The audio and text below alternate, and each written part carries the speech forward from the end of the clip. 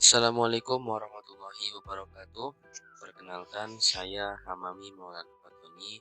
Pada kesempatan ini, saya akan mempresentasikan materi tentang pemanfaatan lahan pekarangan. Materi ini disusun sebagai tugas dan dengan tujuan memberikan gambaran bagaimana pekarangan dapat menjadi sumber pangan, pendapatan, sekaligus ruang hidup yang lebih bermanfaat bagi keluarga. Pertama, mari kita lihat tujuan. Nah, tujuan utamanya adalah memberikan pemahaman tentang cara pemanfaatan lahan pekarangan, sekaligus sebagai latihan eh, untuk menyusun materi yang praktis dan aplikatif. Sasarannya adalah rumah tangga pemilik pekarangan, kelompok wanita tani, serta masyarakat umum yang ingin mulai bercocok tanam.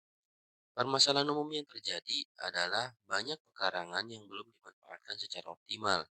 Minimnya pengetahuan tentang budidaya sederhana, serta tingginya ketergantungan terhadap pasar untuk kebutuhan pangan. Pekarangan adalah sebidang tanah yang berada di sekitar rumah, yang bisa digunakan untuk berbagai keperluan produktif. Pekarangan ini sangat potensial untuk membantu pemenuhan gizi keluarga karena mampu menyediakan berbagai jenis bahan pangan secara mandiri dan berkelanjutan. Pemanfaatan pekarangan bertujuan untuk menjamin ketersediaan pangan yang beragam, serta mendukung perbaikan gizi keluarga. Dengan pengelolaan yang baik, pekarangan dapat menjadi sumber sayuran, buah, rempah, bahkan protein hewani untuk kebutuhan sehari-hari. Fungsi-fungsi pekarangan yang pertama adalah sebagai lumbung hidup. Pekarangan dapat berfungsi sebagai lumbung hidup, yaitu tempat menanam tanaman kaya karbohidrat seperti ubi kayu, ubi jalar, jagung, atau talas.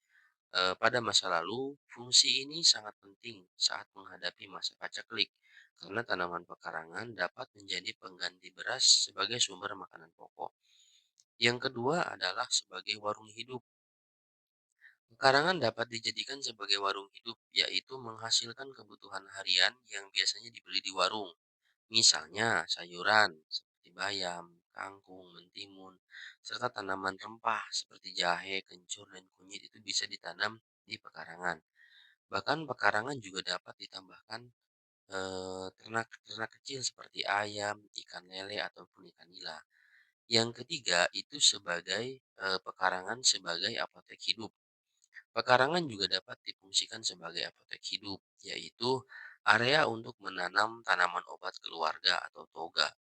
Contohnya, menanam daun sebung, daun saga, dara, mahkota dewa, brotowali, niran, atau tanaman obat herbal lainnya yang tentunya bermanfaat untuk kesehatan. Yang keempat itu adalah pekarangan sebagai bank hidup.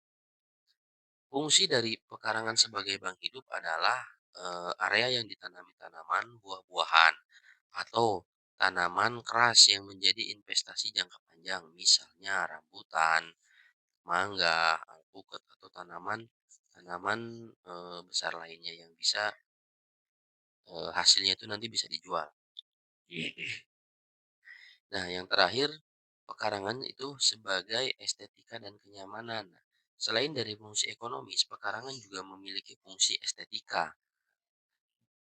Pekarangan dapat menjadi ruang keluarga, tempat bermain anak, area pertemuan warga, atau memberi kesan bersih, asri, serta nyaman untuk dihuni oleh kita keluarga. Nah, sebagai penutup, saya ingin mengutip sebuah pernyataan dari Bapak Insinyur Soekarno. Bangsa yang besar adalah bangsa yang mampu berdiri di atas kaki sendiri.